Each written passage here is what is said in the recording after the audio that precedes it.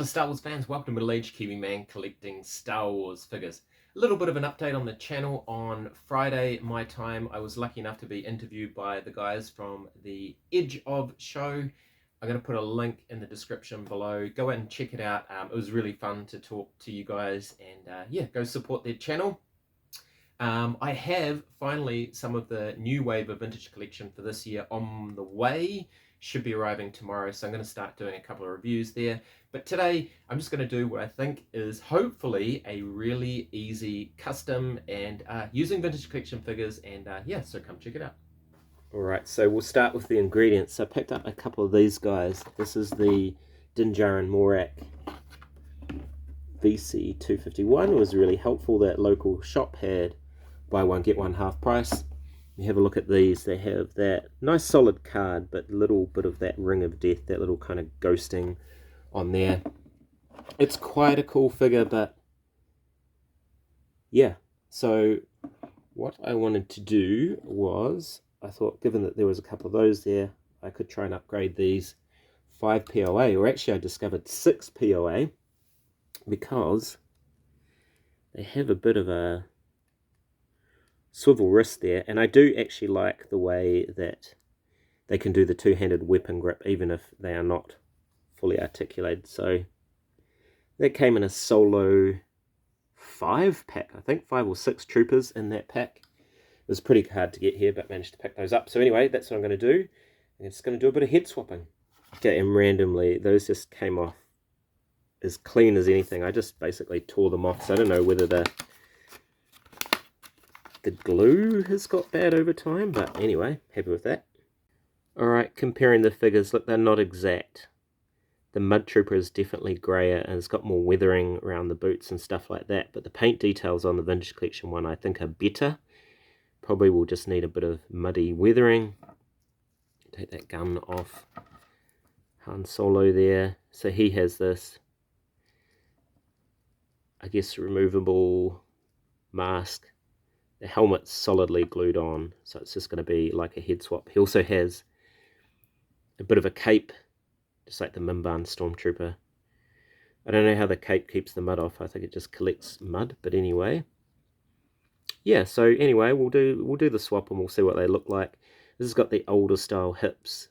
It's got the thigh swivel.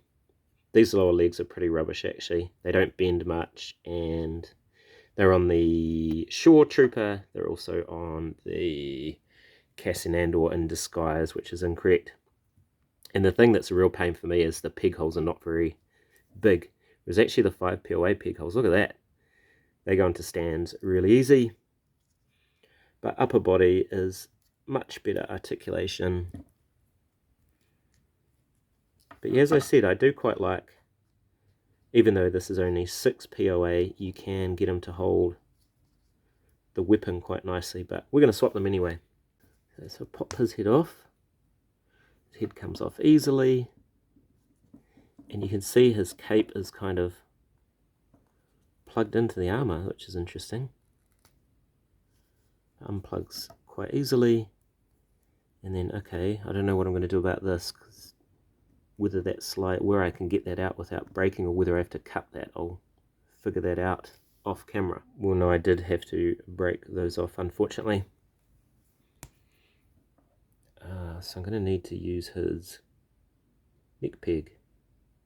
Alright, and I removed the neck peg from Din Djarin's head using needle nose pliers. You've got to be careful because it does, you know, the plastic does chip away, or the metal chips away at the plastic rather. Alright, and the head fits on fine. It doesn't look fantastic. There's a different skin tone color, but I mean, once you put his mask on, and the cape doesn't sit as nicely because obviously on this body it had holes to pop into, so possibly going to have to glue that down. We'll see. And there is a quick comparison to the Mudtrooper Medic, I think he is, with the white sleeve. Actually, let's have a look at the paint detail on there. Bit of paint apps on there, but not too hard to replicate with a paintbrush if you need to. Now, this guy won't even stand up without a stand, so the deep peg holes are great, but it's not a great figure. I think this one looks really cool.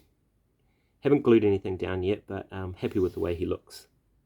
Alright, and I think he looks much cooler now too, and I think finally I think I'll just give them a little bit of a muddy wash on the boots to represent Minbun, and then I think they're good to go.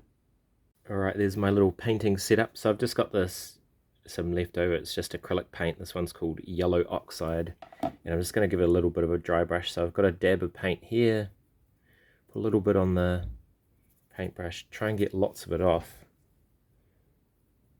and then just lightly brush that on. It's giving it a bit of colour there, and it kind of highlights the details as well. So I'll just keep going with that and I'll come back. Right, so enjoyed doing the dry brushing, so I decided also to give the weapons a little bit of a silver highlight.